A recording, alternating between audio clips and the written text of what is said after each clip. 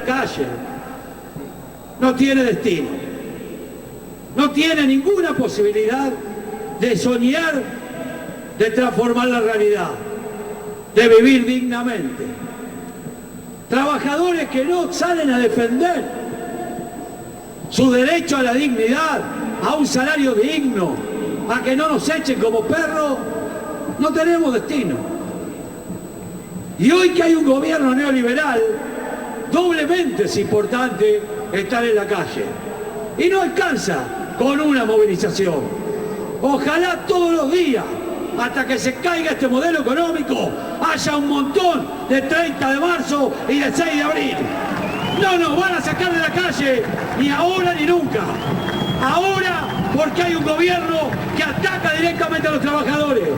Pero el día que vuelva a haber un gobierno nacional y popular en la Argentina, también vamos a estar en la calle, por la duda que no se quieran confundir y no llevar adelante los cambios y transformaciones para poder distribuir la riqueza justamente. Así que antes, ahora y después, siempre vamos a estar en la calle. Eso sucedió esta tarde, ¿sí? Fue la movilización de las dos CTA, recuerden, la CTA de Pablo Micheli y la de Hugo Yasky, estaban peleadas a muerte durante el kirchnerismo, se disputaban los edificios, los afiliados, estaban peleados a muerte, pero la asunción del gobierno de Mauricio Macri los volvió a unir.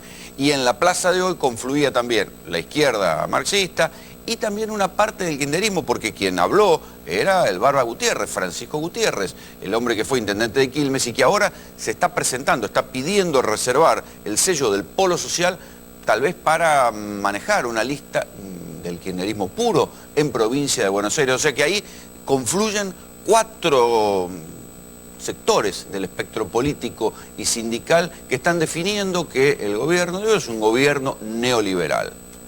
Ricardo Alfonsín es diputado nacional del UCR, formalmente integra la alianza de gobierno, aunque es una voz crítica. Sí, pero en la alianza, a ver, el Cambiemos, hay, se reúnen representaciones o fuerzas políticas que representan opciones ideológicas diferentes. Esto siempre se dijo, incluso se dijo que era un activo.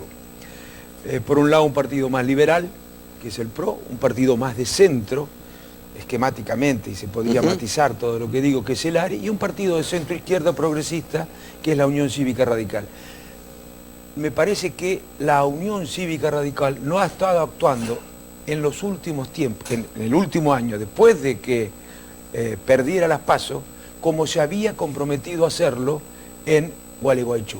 No ha tratado de influir en las decisiones para que la orientación de la gestión no se vuelque demasiado hacia... ¿Y pensabas realmente que podía ser de otra manera?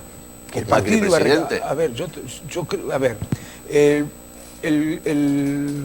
Cambiemos no tiene mayoría en el Congreso. El PRO menos todavía. Ni siquiera Cambiemos tiene mayoría en el Congreso.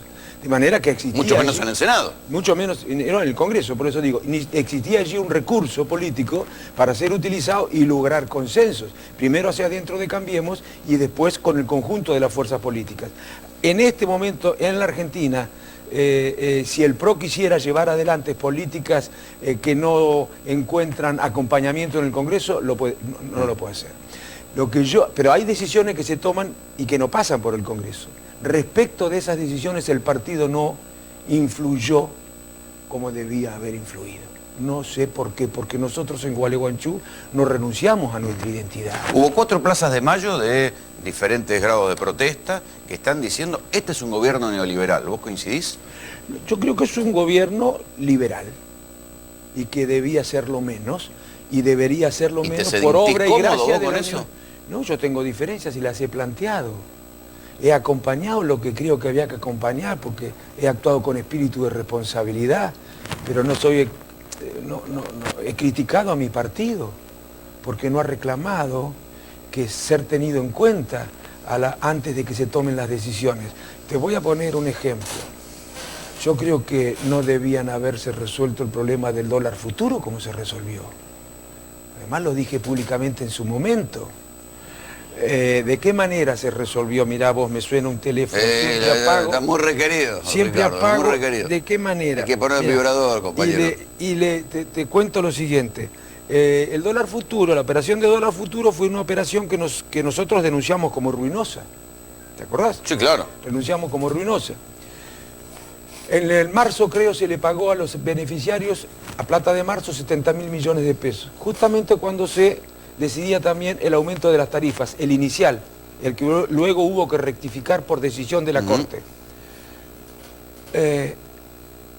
Yo creo que allí debía haberse resuelto esta cuestión de otra manera, porque a la sociedad vos no le podés decir que tiene que tener paciencia y que tiene que hacer un esfuerzo y no pedirle el mismo esfuerzo a los que están mejor. ¿Cómo debían haber resuelto el tema del dólar futuro? Y me llama la atención que mi propio partido no lo haya dicho. Debían haberle dicho a los beneficiarios, van a cobrar en bonos, a un plazo razonable. Sí, no y a una pagarle tasa así como si razonable. sobrara la plata. No, porque además hubo que emitir, y eso generó inflación, y la inflación empuja gente a la pobreza, y la inflación empuja gente a la indigencia. Y yo no creo que haya sido perverso, yo no creo que los liberales sean perversos. ¿Sabés qué creen los liberales, sinceramente?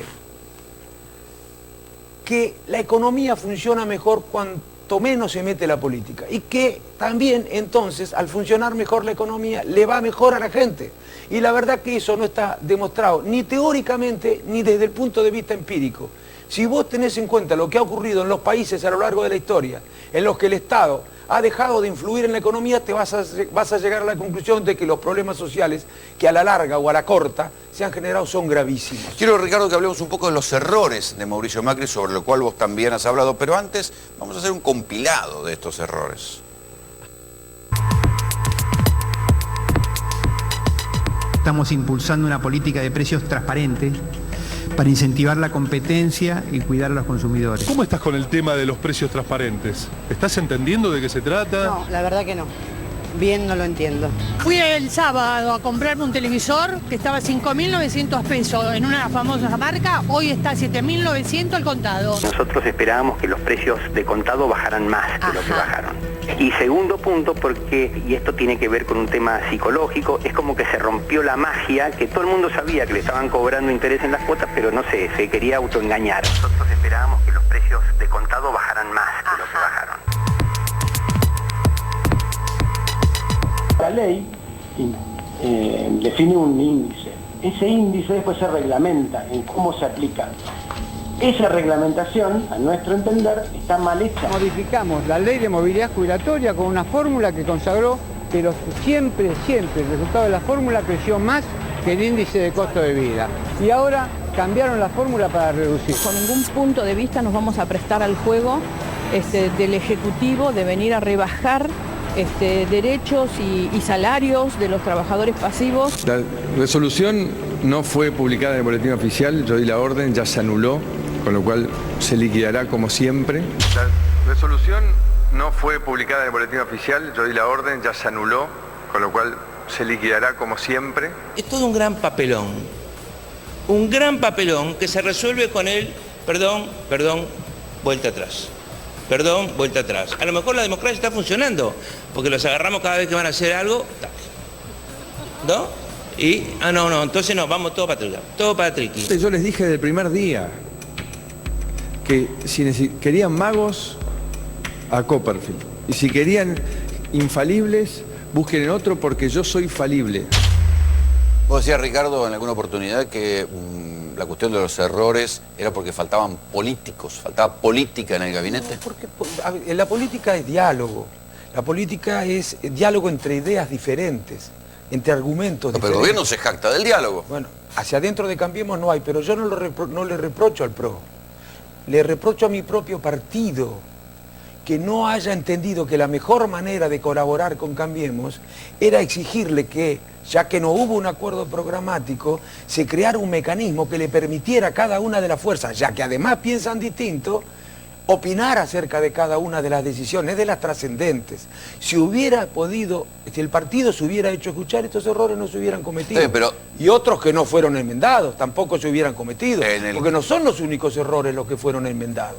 desde mi punto de vista. Te acabo de mencionar uno, el tema del dólar futuro, el tema de las mineras. Y yo creo que lo hicieron con la mejor buena intención. Sinceramente creo que lo hicieron creyendo que de esa manera resuelven los problemas. Y no los resuelven de esa manera en ningún lugar del mundo. En el caso del Correo hubo un ministro de tu partido, Caraguá, es un dirigente radical. Sí, pero claro que fue, y yo no lo desresponsabilizo a él, de la torpeza. Del conflicto de intereses, digamos. De la torpeza. Yo no, mira, primero y principal, no creo que haya habido mala intención, porque es tan burdo que sinceramente no puedo creer. Pero ¿qué dije yo en su momento? Lo que había que hacer, lo que terminó haciendo el presidente, ojalá lo hubiera dicho mi partido, porque tendría más repercusión si lo dijera mi partido, se lo escucharía más. Y por otro lado el partido ganaría en autoridad y demostraría a la sociedad que puede influir. ¿Qué dije yo? Que una decisión como esta,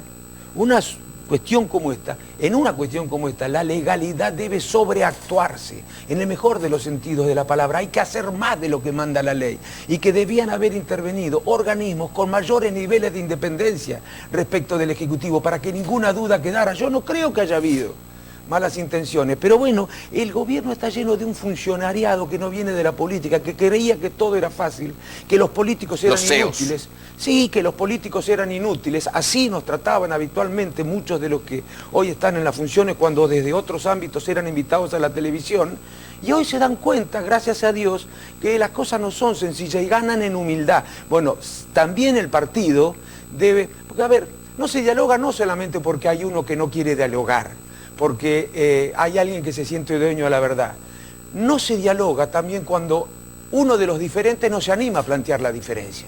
Y eso es desde mi punto de vista lo que ha pasado en el partido. Igual ya se está cayendo un poco la cuestión de la consigna del diálogo del gobierno, porque hay buena parte de los sectores que dicen, sí, dialogamos, nos sirven café, pero después no nos dan pelota, no se avanza en ningún grado de consenso. Es lo que dicen, por ejemplo, los dirigentes sindicales. De acuerdo, yo te voy a decir en primer lugar, yo hablo hacia adentro de Cambiemos. La primera responsabilidad que tiene el partido, ya que forma parte de Cambiemos, es exigir que se generen hacia adentro de Cambiemos espacios de diálogo, porque Cambiemos está gobernando, aunque sea el PRO.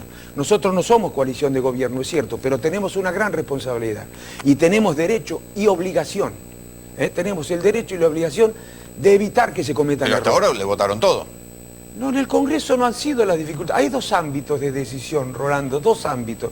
Uno es el Congreso, allí podemos discutir. Y muchas reformas hemos hecho nosotros, aunque aparezcan producidas por otro partido. Pero, o hemos dejado que las aparezcan producidas por otro partido, pero nosotros también las planteábamos. El problema con las decisiones que se toman desde el Ejecutivo, que no pasan por el Congreso. Allí deben ser los partidos los que digan, mira, esta decisión no es la correcta, consultame. ¿Vos te crees que hubieran hecho lo de los jueces por decreto de la Corte si nos hubieran consultado? ¿Vos te crees que hubieran hecho lo de la minera si hubieran pedido nuestra opinión? ¿Vos te crees que hubieran tenido la pasividad que tuvieron al principio con relación al manejo de los precios por parte de sectores que tienen posiciones dominantes en el mercado, que generaron inflación empujando a la gente a la pobreza, a la indigencia, creando... Habla concretamente del precio de los alimentos. Pero absolutamente, un abuso.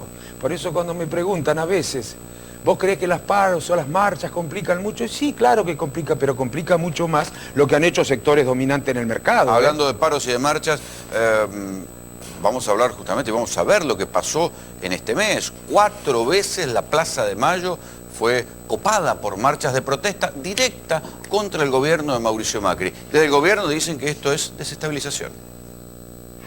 Cuidado en el monte, cuida la frontera, cuida donde sea, que va complotando.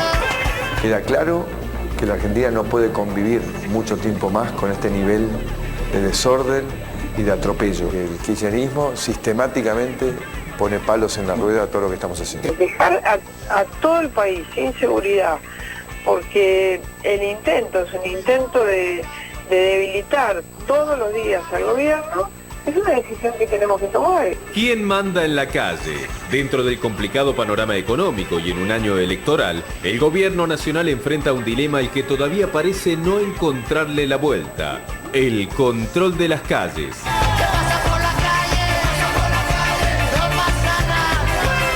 El mes de marzo arrancó con grandes manifestaciones callejeras en la semana conocida como 678, el karma de Mauricio Macri. Se demostró mucho la docencia que salió masivamente a las calles. Creemos que es importante que nos apoyen, que el reclamo es justo y que si ganamos los docentes, ganamos todos. ¿Cómo pensás que puede repercutir en el gobierno? Bueno, la idea es que el gobierno abra los oídos, los ojos, convoque a la paritaria nacional.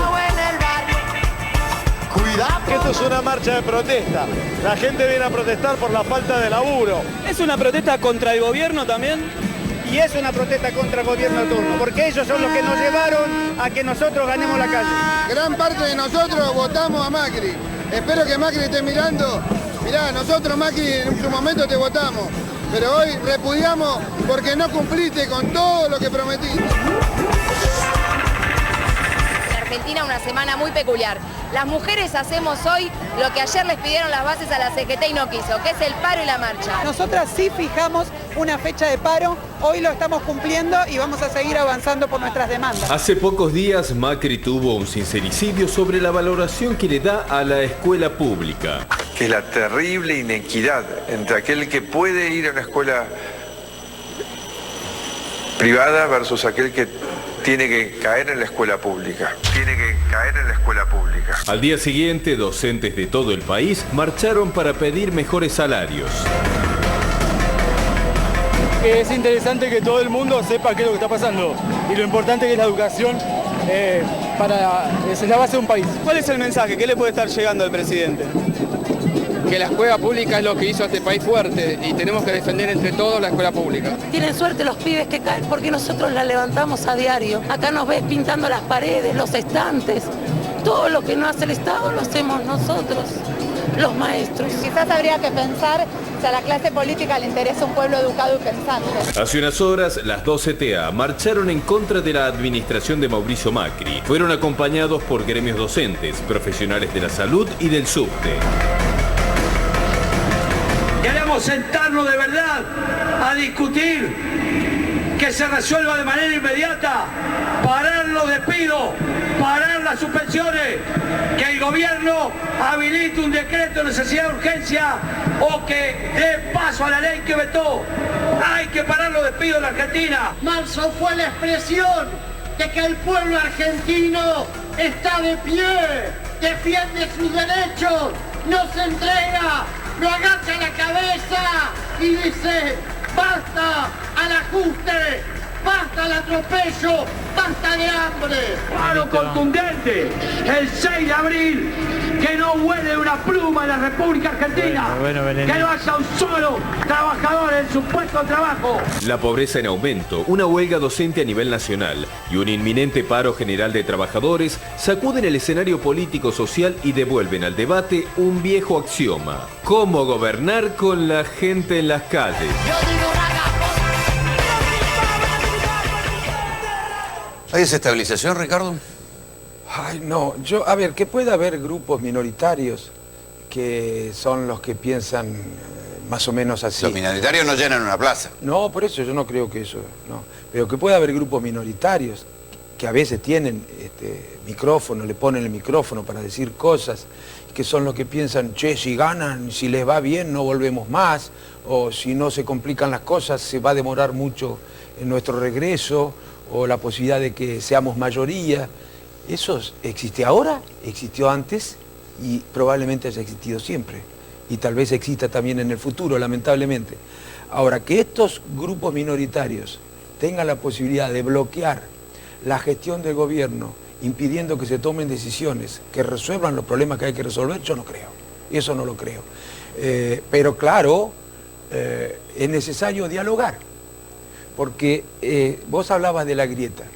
Acá, en este sentido, yo creo que de un lado y del otro no se hace demasiado esfuerzo. Y desde la política y desde el periodismo. No todos, no generalizo. Ni todos los políticos ni todos los periodistas. Pero veo a veces algunos periodistas, de un lado y del otro, que parece que no se dan cuenta la influencia que tienen en la sociedad y de qué manera, con las cosas que se dicen, no contribuyen a tratar de cerrar esa grieta que hace muy difícil la gobernabilidad de un país cuando estamos tan enfrentados entre nosotros. A mí me preocupa mucho y por eso creo que es necesario el diálogo, primero hacia adentro de Cambiemos, y creo que soy el que más colabora con Cambiemos, soy el que más quiere que le vaya bien a Cambiemos, porque tal vez exagero, pero creo que advierto lo que puede pasar. ¿Qué puede pasar? Yo creo que se puede terminar imponiendo la antipolítica como ocurre en Francia, como ocurre en Estados Unidos, como ocurrió en Holanda, aunque gracias a Dios perdieron las elecciones. ¿Te asusta el fantasma de que Macri termine como de la Rúa? No, no me asusta eso, me asusta que en la sociedad, eso yo creo que no va a ocurrir, pero que en la sociedad, si nosotros seguimos frustrando esperanzas, se termina apoderando los valores propios de la forma más perversa de la política, que es la antipolítica, y termine apareciendo como... Un mesianismo. Es mesiánico, aventurero, autoritario. Bueno, la Argentina ya pasó por un momento de antipolítica, digo. Pero claro que lo pasó, y hay una forma súper perversa que son las dictaduras, pero hay otra que tiene cierta apariencia de legitimidad democrática, que son los populismos. Pero si vos querés sacar la palabra, que son la demagogia, el aventurerismo, los mesiánicos, los que están dispuestos a sacrificar libertades en nombre de un horizonte compensador, esos producen un daño terrible a la sociedad. Pero vos sabés, Ricardo, porque digamos, nos conocemos hace muchos años, vos sabés que nada bueno sale de un momento económico de dólar barato y bicicleta financiera. No, mira, tenés razón. Yo no y estamos en eso ahora. El dólar barato y la bicicleta financiera, si hay tasas altas, además. Y hay tasas altas. No es... Bueno, yo creo que esto hay cosas que hay que poner fin rápido. Ahora, también aclaro una cosa, porque no sería honesto si yo dijera que esto que está ocurriendo es exclusiva. A ver, es responsabilidad de este gobierno. Creo que hay algunas decisiones que se tomaron que no fueron las que había que tomar frente a la herencia, que no fueron una salida, fueron una salida en falso.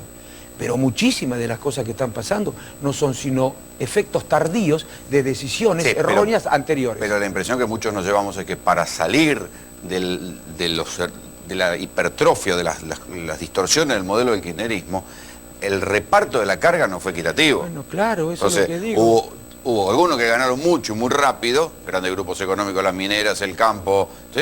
Y sectores populares que se cayeron del mapa. Lo de la minera desde el punto de vista fiscal no es tan importante.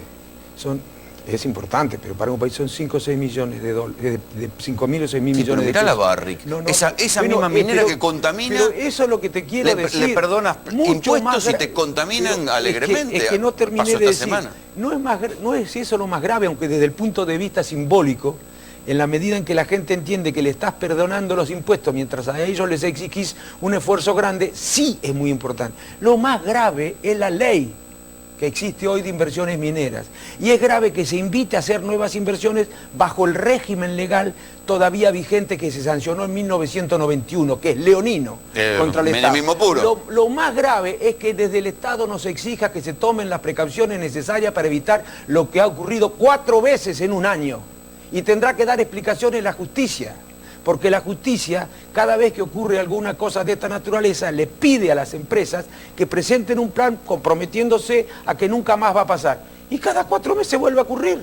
Lo más grave con relación a las mineras es que no se haya hecho el inventario de los glaciares. Allí está la segunda reserva de agua dulce del país. Conflictos en el mundo va a haber por el agua. Y nosotros estamos tratando a los glaciares como si se tratara de una cosa así, unos pedazos de hielo. Un recurso no demasiado importante.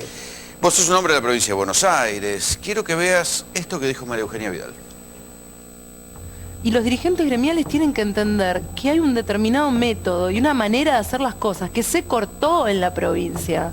Se cortó pensar en la chiquita, se cortó la mezquindad, se cortó pensar qué me llevo, cuál es mi cargo, cuál es la mía. No hay más mía, porque yo no estoy pensando en cuál es la mía en todo esto.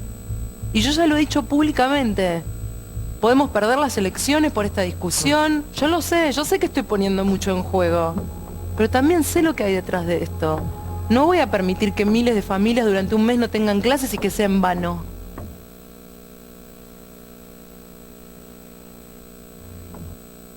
Me pesa que en esta provincia fundida no poder buscar recursos y no poder hacer una oferta mejor.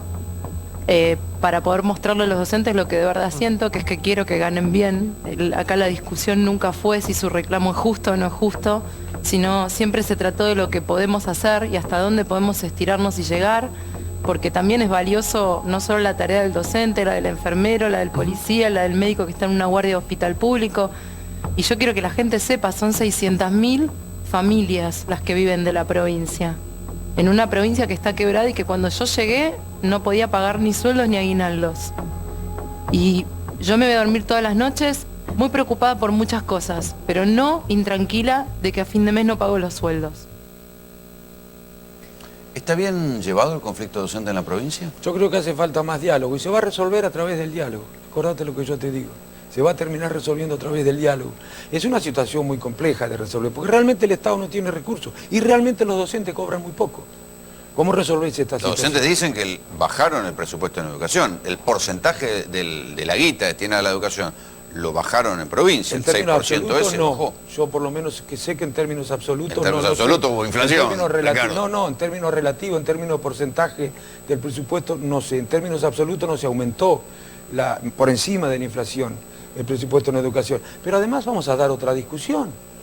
Vamos a ponernos a pensar si realmente las provincias no pueden hacerse cargo de los salarios, que es algo importante en la educación, si no tiene que empezar a hacerse cargo de nuevo la nación y tenemos que rediscutir lo que hicimos en la década del 90. Yo creo que hay que refederalizar la educación en la Argentina. No lo sé, pero me parece que hay que dar esa discusión. Me parece que sería mucho más serio. Porque lo menos que fíjate que los pocos organismos nacionales que funcionan, federales, la aduana, la FIP, el PAMI, siguen siendo federales. Lo que pasa es que, ¿qué debate? Refederalizar la educación argentina, que fue la mejor educación. Bueno,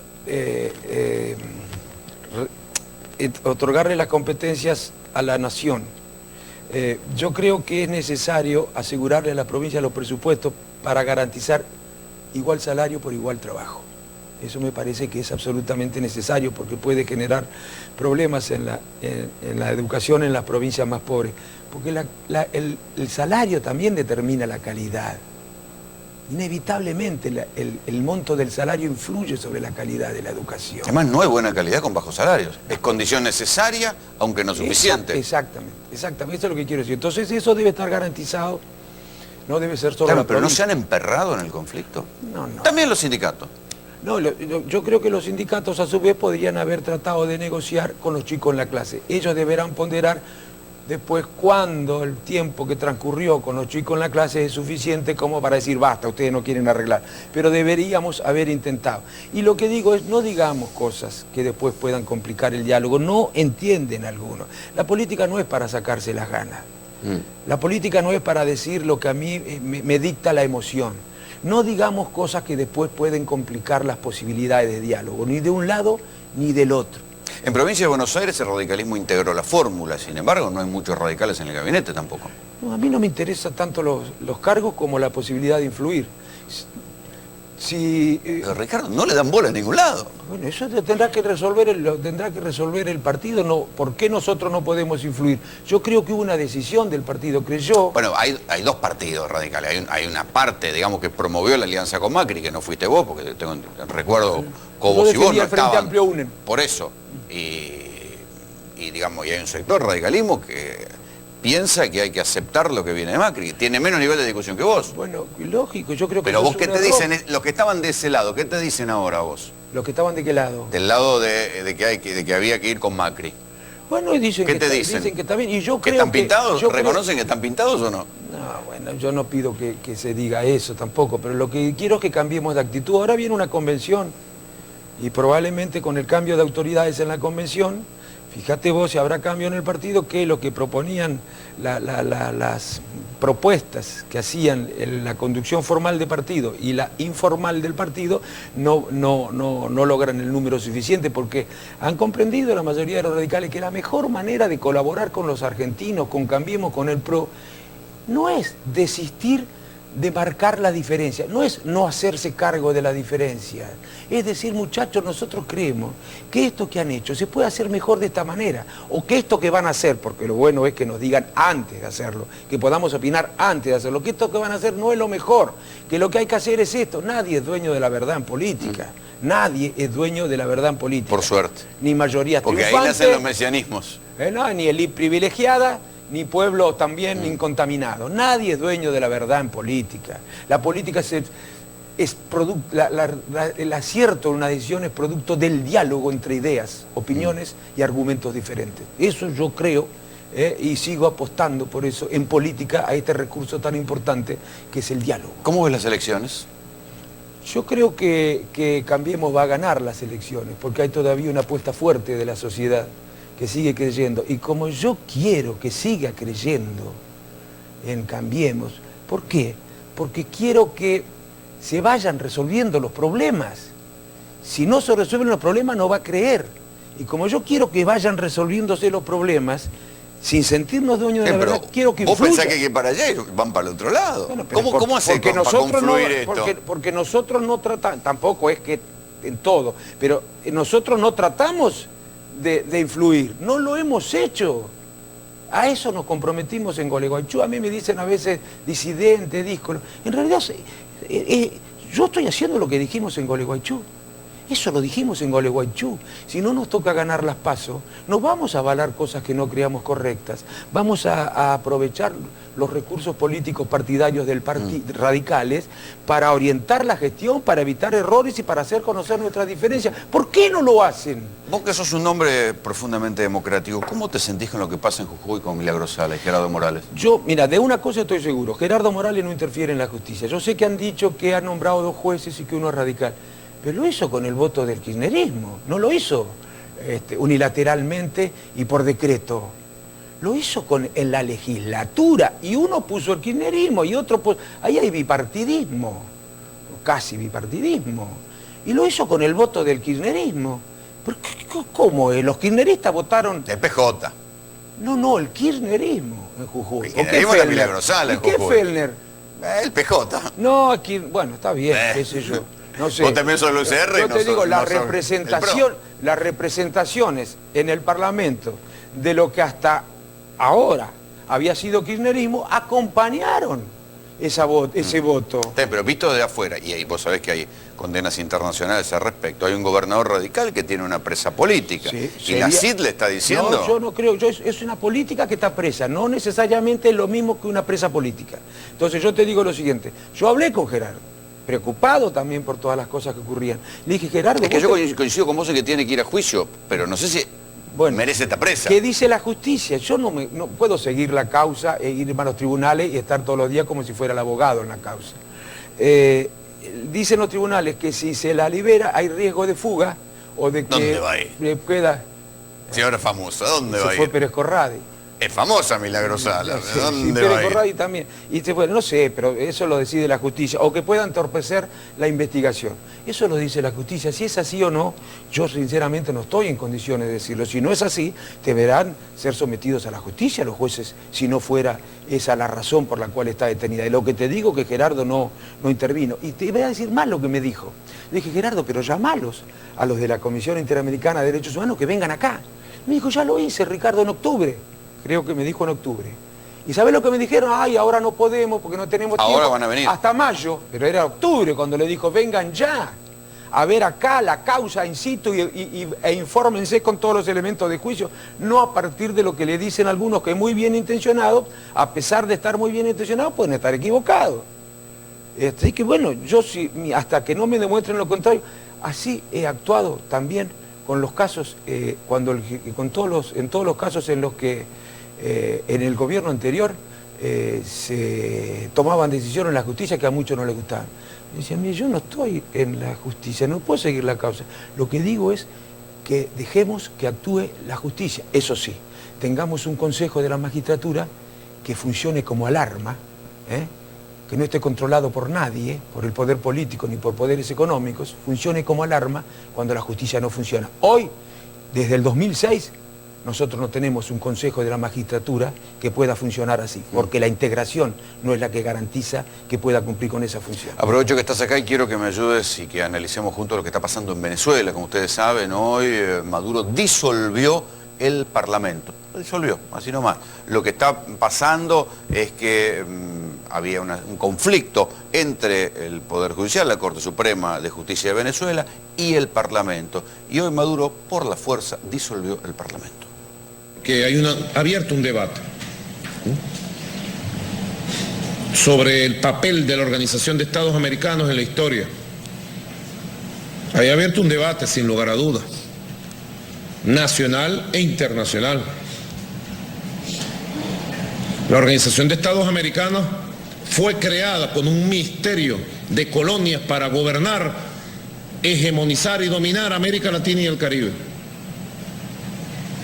Todavía estaba caliente la sangre del asesinato de Jorge Eliezer Gaitán el 9 de abril de 1948 en Bogotá, cuando días más tarde la conferencia llamada Panamericana fundó la OEA. ¿Y cuál es la historia de la OEA desde 1948 hasta nuestros días? Pudiéramos decir que ha tenido dos grandes etapas. Una primera etapa, una organización para preparar, justificar, legitimar los golpes de Estado en todo el continente. Esto en mi barrio se llamaba autogolpe, ¿o no? Pero absolutamente, esto es gravísimo, lo que ha pasado en Venezuela. Es decir, es una intervención del Poder Judicial, del Congreso por el Poder Judicial. Por supuesto, muy funcional a la idea que de lo que deben, cómo deben manejarse las instituciones políticas de un país, tiene el presidente Maduro. Bueno, yo espero que con mucha responsabilidad todos los países de Latinoamérica, reaccionen reclamando sensatez. Sí, también hay que agregar que la cosa se viene complicando porque, por un lado, los congresistas destituyentes están pidiendo que intervenga el ejército. O sea, están llamando a lo que antes se llamaba ir a golpear la puerta de los carteles para que intervenga el ejército. La OEA acaba de decir que, llamó una reunión urgente del Consejo Hemisférico de la Organización de Estados Americanos.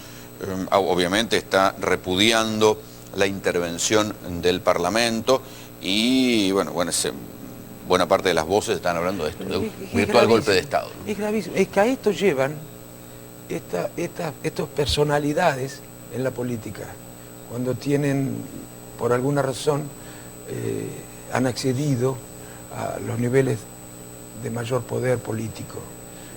Estas personas mesiánicas, tanto aventureras, no muy comprometidas con valores fundamentales de la democracia, de la república. El juez Federico Villena procesó al empresario bonaerense ¿Pero ustedes Carlos creen Daniel que esto Tomeo puede ser por asociación responsabilidad solo de la ilícita y oposición? lavado de dinero del Sin ninguna duda la narcotráfico oposición y ha le tenido impuso un muchas cosas, embargo de ha 1.000 millones tenido de mucha pesos. culpa con Una flota de a la hora 19 de autos de explicar lujo entre los la cuales aparición de estos fenómenos.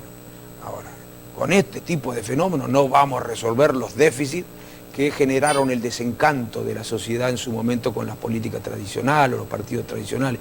Esto para mí es muy grave, es un golpe de Estado al poder. En una sociedad que está absolutamente militarizada, ¿no? Cualquiera que haya laburado ahí sabe que es una sociedad absolutamente militarizada. Y además me parece que cada vez, no estoy seguro de lo que voy a decir por información que poseo, pero cada vez tiene menos apoyo el gobierno de Maduro, Sí, claro. ¿no? Entonces cada vez pierde Por más. el deterioro de la vida cotidiana. Bueno, claro, como consecuencia de la crisis que sufre desde el punto de vista económico.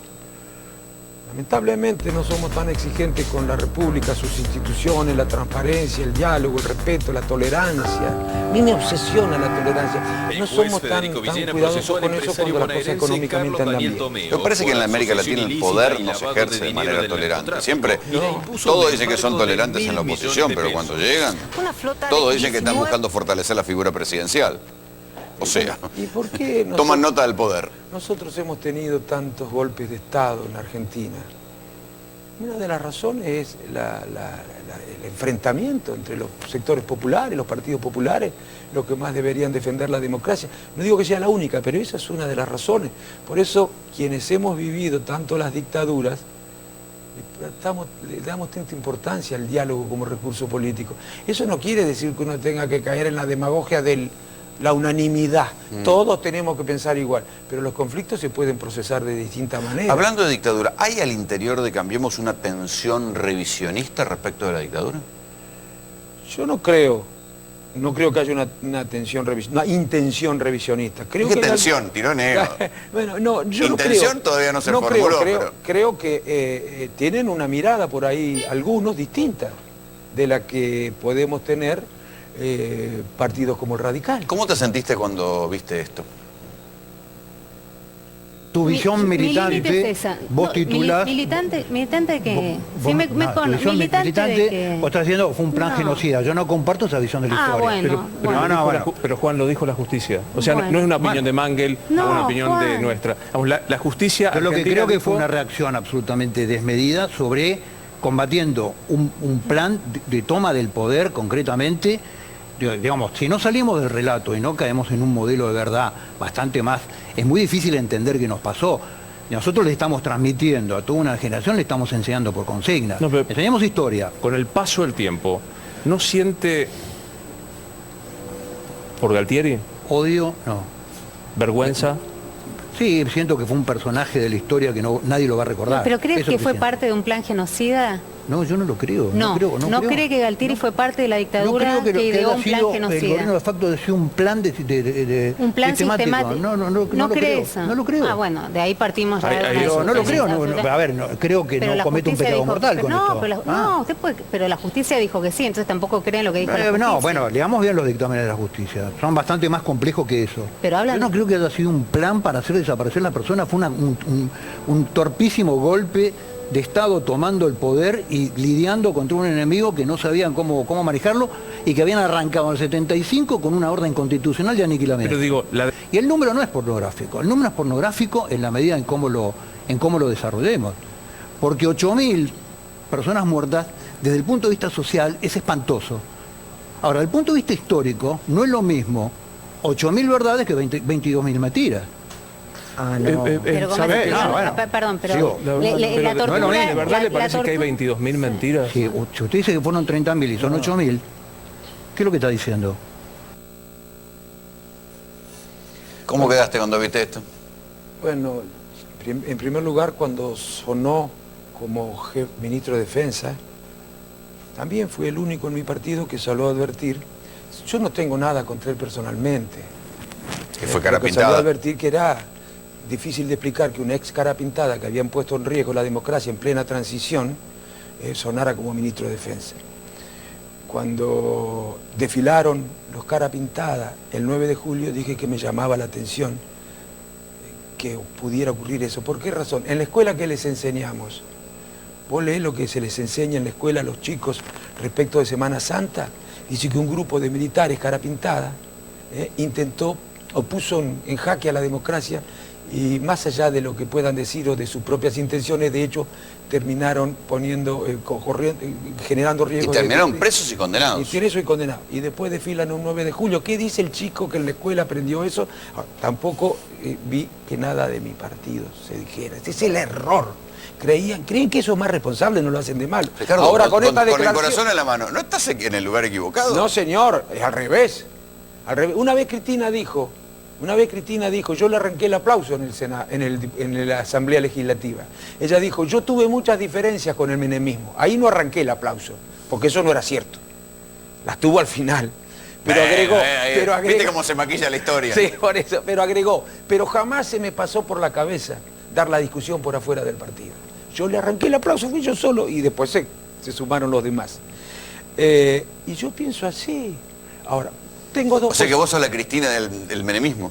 No, yo no... Sos la Cristina de yo no tengo Mauricio. nada que- mira, no quieren reducir la realidad de vuelta en plan... No, ya sé que vos no, pero... Es una maldad, Los ¿no? maniqueos de o sos kirchnerista o sos pro. No. Yo soy radical. Estoy en Cambiemos, pero soy radical, no soy pro. Y tengo una receta distinta para el país. Y tengo una idea distinta acerca de lo que debe ser el país. Y tengo una idea distinta acerca de cómo se debe construir un país para que no solamente no haya pobres, sino para que haya igualdad además. Porque los países del mundo que utilizamos como referencia son países en los que no hay pobreza, pero hay una profunda desigualdad. Y me gustaría que se expresaran las fuerzas políticas también acerca de esta cuestión. La desigualdad, ¿importa o no importa? Yo creo que sí. Bueno, pero te quiero decir, estas cosas a mí que me duele, claro que me duelen, y además creo que son errores políticos. Yo no creo que en el PRO reivindiquen eso, pero son tan ingenuos que no se dan cuenta de la importancia simbólica de las pequeñas cosas, o de algo con un jefe de aduana diga una cosa como esa. No se dan cuenta de la importancia simbólica que tuvo lo de las mineras. En discutir con los organismos de derechos humanos, de parte de varios funcionarios, si son 30.000, si no son 30.000. Eso me parece una barbaridad, pero a ver, dicen total, no es un hombre que representa al gobierno, salieron a decir. Pero siguen su puesto, bueno, pero por eso, pero no se dan cuenta de que la lectura que hace la sociedad por un jefe de aduana que hace una declaración de esta, que en el gobierno, bueno, existe alguna similitud entre lo que piensa este señor, que es una atrocidad, que me disculpe él personalmente, pero es una atrocidad decir lo que se acaba de decir, es un agravio a las víctimas. Y a la sobreviviente de las víctimas, es un agravio. Pero bueno, a mí también es un agravio a la justicia. Me preocupa que desde mi partido no se haya dicho nada en ese sentido. Y seguramente estarán diciendo, si me escuchan, que yo no puedo decir esto. Lo que no se puede es guardar silencio cuando ocurren esas cosas. Porque nosotros tenemos más de 125 años de historia y tenemos una responsabilidad. No nos tocó gobernar, pero sí nos toca representar, y nosotros no representamos lo mismo que el PRO. Yo respeto lo que piensa el PRO, pero tengo diferencias con lo que piensa el PRO. Y mi compromiso en Gualeguaychú y el de todos los radicales fue hacerse cargo de la diferencia para ayudar al país. Bueno, es probable que yo esté en minoría, pero cuando vos estás en minoría, y vos lo sabrás, Rolando, tenés dos posibilidades. O cambiás de posición para sintonizar con la mayoría, lo que no es muy noble desde el punto de vista republicano, político, cívico. O te haces cargo de las consecuencias y actúas con coherencia. Esto es lo que voy a hacer yo. Sí. Y además puedes hablar más libremente. Absolutamente. Porque cuando uno está en minoría puede hablar más libremente. No, es el teorema de Baglini. Es el teorema, pero yo no estoy proponiendo acá construir una sociedad igualitaria y sin problema para pasado mañana. No, yo lo que estoy diciendo es que tengamos posiciones frente a cosas como estas. Lo que estoy diciendo es, díganme, ¿no había una mejor manera de resolver el problema del dólar futuro? ¿No hay manera de modificar la legislación minera? ¿No hay manera de hacer el inventario? No estoy proponiendo cosas que no se puedan hacer desde el poder. Se pueden hacer. Claro, hay que estar convencidos de que son necesarias. Yo no digo que seamos los dueños de la verdad, tampoco el PRO es dueño de la verdad, nadie es dueño de la verdad. Necesitamos un poco más de humildad en política. ¿Vas a ir a la marcha del sábado? La marcha de apoyo a Macri, esta marcha misteriosa, convocada por redes sociales, no convocada por el gobierno. Mira, yo tengo actividades políticas, pero de todas maneras te digo, a mí me parece que no hay que jugar al juego del pastor, cuidado que viene el lobo. Hay que tener cuidado, no se puede hacer broma con esas cosas. Con la desestabilización. Sí, hay que tener mucho cuidado, ¿no es cierto? De todas maneras me gustaría que, así como cuando se decía en la anterior... Desestabilización eran los carapintadas, eso era desestabilización. Esa era. Eso, y herencias eran las de antes. Claro. O sea, herencias eran las de antes. Claro, era la deuda externa. El 16% de déficit del PBI, 500% anual de deuda inflación. Externa que hay que decir que tu viejo la compró en libro cerrado y lo critican mucho. Sí, bueno, deuda externa no fue así, pero deuda externa quisimos hacer un club de deudores, no nos acompañaron los latinoamericanos, ni nos acompañó mucho el justicialismo, un club de deudores para poder negociar en otras condiciones con los países, con los organismos de crédito. Bueno, pero te quiero decir, la deuda externa era casi el 40% del PBI, la tasa de interés era el 15% anual, esas eran herencias. Bueno, y desestabilizaciones eran las de la década del 80. Pero ahí te detengo. Entonces la herencia del kirchnerismo no es tan pesada. Es una herencia muy pesada, pero no es tan pesada. Es hábil declarante, Raúl. Es difícil, lo tenía ahí arrinconado, se me cabelló. No, pero ¿sabes por qué lo digo? Mira, te digo esto. Vos sabés que este gobierno, como te dije, Cambiemos, cuenta con un recurso político muy valioso, que no lo entienden algunos, que es la disposición de parte de la sociedad a hacer un esfuerzo.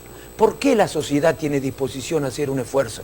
Porque comprendió, debido a la tarea docente que se hizo, pedagógica que se hizo desde distintas fuentes, que la situación es muy compleja. Eso no existía en los 80. En los 80, ni bien llegó la transición, desde muchos medios se reclamaban soluciones como se acabó. Se podía resolver. Se acabó la dictadura. De todo. Gracias a Dios hemos aprendido los argentinos. Ahora, esa disposición al esfuerzo, como te dije, no es incondicional. El esfuerzo tiene que ser equitativo. No vengan los tecnócratas a decir que no hay más remedio que hacer esto, porque ¿sabés qué es lo que pasa? Ese razonamiento puede ser válido en la empresa privada. Y tiene razón, si vos en una empresa privada aplicás la lógica política, la fundís. Ahora, si vos en un Estado aplicás la lógica de la empresa privada, generás problemas sociales que generan costos políticos y terminan perdiendo las elecciones. Y entonces, y se apoderan del gobierno quienes vienen a hacer las cosas que vos creés que no hay que hacer. Es mucho más complejo hacer política que lo que creen los que vienen de afuera de la política. Pero en la foto de la Argentina de hoy hay muchas cosas que yo sé que a vos te indignarían y te deben indignar. Digo, puede venir cualquiera con guita de afuera, la pasa a peso, gana el 20%, el 30% en dólares y se la lleva para afuera sin ningún tipo de restricción. ¿Vos pensás que está bien eso? No, vos sabés también como yo el agujero que deja eso de acá a unos años. Y vamos a estar garpando eso. Lo decía Pratgay a eso. Y lo hacía. Pratgay decía que era necesario bajar la tasa de interés porque eso conspiraba contra la posibilidad... Pratgay está haciendo las convenciones radicales ahora. Bueno, y él ¿qué hacemos? Sigue sosteniendo eso. No, Pratgay estaba en contra. Sí lo hizo eso. No, lo hizo Sturzenegger. Él tenía un conflicto con Sturzenegger. Él le decía que había que bajar. Esa es una discusión de todas maneras para técnicos. Yo lo que te digo es que la bicicleta mejor está en su manera, esplendor. No es negocio poner una fábrica, el negocio es como en la dictadura. Estaba también muy... Con el dólar planchado de los últimos años del kirchnerismo también fue un negocio extraordinario. Ahí el negocio era comprar algo que se suponía que era ilegal, que era el dólar blue, y ahí te llenaba de plata. En un modelo industrial, el negocio era comprar algo ilegal. ¿Sabés qué era negocio también? Era sacar crédito en Estados Unidos al 1 o 2% y vender los dólares acá y colocarlo acá en Argentina, no me acuerdo qué tasa era, que multiplicaba por 2 o por 3 la tasa que a vos te cobraban. También en los años anteriores. Yo no digo que la situación sea fácil, pero creo que el camino elegido con las tasas de interés es un camino que vos podés utilizar durante algún tiempo. Es muy peligroso. Igual que es muy peligroso. La bicicleta financiera es muy peligrosa. Muy peligroso, bueno, si no hay inversión... Pero ya la vimos con Martínez de Oz, la vimos con Cavallo, la vimos un montón de veces, que no termina bien. O la cortan o no termina bien. Bueno, yo creo que la van a cortar. Ahora, tienen que hacer un esfuerzo también los empresarios para no aumentar los precios. Porque la excusa que se utiliza, la razón que se utiliza para justificar tasas altas es que si no hay tasas altas los precios suben. Bueno, entonces que los empresarios no se abusen porque después de octubre, después de que ganó Macri, elevaron mucho los precios. Sectores dominantes del mercado. Por eso también voy a proponer en la convención que se hagan más severas las leyes de defensa de la competencia, contra el monopolio, más multa, el arrepentido, pero, tribunal de competencia. Ricardo, ahí discrepo con vos, no está en el ADN del gobierno eso. Pero nosotros no tiene, a ver, un gobierno nunca... ¿Vos te imaginás a Brown, que es un señor de los supermercados, la anónima, yéndole a decir a los supermercados, pegarle en los dedos a los supermercados? Yo creo que sí, que lo van a hacer, porque además a veces una cosa, nunca un gobierno es omnipotente, nunca un partido en el gobierno es omnipotente. Bueno, en un frente mucho menos, porque no tiene mayorías, no tiene la hegemonía necesaria como para poder hacer lo que quiere, tiene que hacer lo que en este contexto puede hacer, y en este contexto no puede avanzar en decisiones si no tiene el apoyo de la Unión Cívica Radical, el apoyo incluso de otras fuerzas políticas. Una frase del jefe de gabinete, Marcos Peña. No hay soluciones mágicas ni para un lado ni para el otro, porque aunque a nosotros nos vaya bien, vamos a seguir en minoría parlamentaria, y este camino es un camino largo, y es un camino donde lo tenemos que hacer todos juntos. No hay soluciones mágicas, no hay atajos, estamos yendo por el camino del cambio, y lo más importante, Luis, es que está funcionando. Aunque a veces en la angustia del bolsillo no se note, está funcionando. Hoy estamos en un país muy distinto al que estábamos hace 2 años, y eso ya está viendo como pasó estos días, la inversión de Techint en Vaca Muerta, 2.400 millones de dólares, una inversión monumental que va a ayudar a reducir lo que es el déficit del gas, lo que está pasando con el campo, lo que está pasando con las aerolíneas de bajo costo, que va a hacer que haya mucho más pasaje, lo que pasa con el crédito hipotecario, que ahora hay nuevamente, después de muchísimo tiempo, a 30 años en pesos. Son avances concretos, la obra pública también, es otro avance importantísimo y que a diferencia de lo que veíamos antes, ya no es sinónimo de corrupción y de clientelismo. No sé si coincidirá vos, pero es como una especie de diagnóstico esquizofrénico, ¿no? Por un lado, unos te dicen que está todo mal, otros te dicen que están los brotes verdes, ellos están diciendo ya se terminó la recesión, hoy se conocen las cifras de actividad industrial, caída en todos los rubros de actividad industrial. Sí. ¿Cómo te pones frente al diagnóstico esquizofrénico? A ver, así es la democracia. La democracia es la institucionalización del desacuerdo. La democracia pero la cifra supone del desempleo desacuerdo. no Bueno, debería ser bueno, opinable. no, y eso no es opinable. En el INDEC no se macanean ahora las cosas. Eso es una virtud. Sí, macanear está mal. Ahora, sí, la verdad puede ser muy injusta, ¿eh? La verdad puede ser horrible también, ¿no? No nos tenemos que conformar con el hecho de que sea verdad. Bueno, no va a haber nunca uniformidad. Eso es demagógico. Y todo lo que lo dicen lo saben. Está bien, pero ahora, ¿qué está pasando? ¿Hay reactivación económica o no? ¿Cómo la ves vos? No, yo creo que no. Y además te voy a decir otra cosa. Cometieron otro error al principio, de ingenuidad también. Yo creo que están aprendiendo. Hace bien, porque la humildad es buena en todos los órdenes de la vida. En política más porque la consecuencia la paga la gente, no el círculo íntimo de quien no es humilde. Despertaron expectativas excesivas respecto al segundo semestre. Yo nunca pensé que con las medidas que había que tomar para ordenar la economía, que eran inevitables, las hubiera tomado el kirchnerismo, con matices, todo lo que el kirchnerismo, el masismo, lo hubiera tomado más o menos... Sí, porque todo estaba guardado bajo presión. Todo estaba, exactamente, había que tomar. Yo nunca esperé que de esas medidas se pudiera esperar una mejora económica o una mejora social. No, al contrario, pensé que las cosas se podían complicar. Finalmente el propio gobierno se termina dando cuenta y tiene que tomar medidas sociales que tal vez no tenía previstas, muchas de las cuales todos recordamos. Bueno, yo creo que ahora va a empezar a verse, de las decisiones que se tomen de ahora, depende que realmente se ponga en marcha un proceso de crecimiento que no puede ser cualquiera, porque tiene que ser un proceso de crecimiento que genere desarrollo. Esa es otra cosa que hay que discutir, porque no tiene la misma virtudes sociales un modelo de crecimiento que otro. Hay crecimientos o actividades productivas que generan más empleo que otras. Hay actividades productivas que generan mejores salarios que otras. Hay actividades productivas que contaminan más que otras. Bueno, tenemos que discutir qué modelo productivo queremos. No discutimos en la Argentina, estamos siempre trabajando sobre la emergencia y no nos hemos dado el tiempo de pensar. A veces porque creo que en los años anteriores sí hubo tiempo de pensar. Lamentablemente se perdió la oportunidad de pensar el país.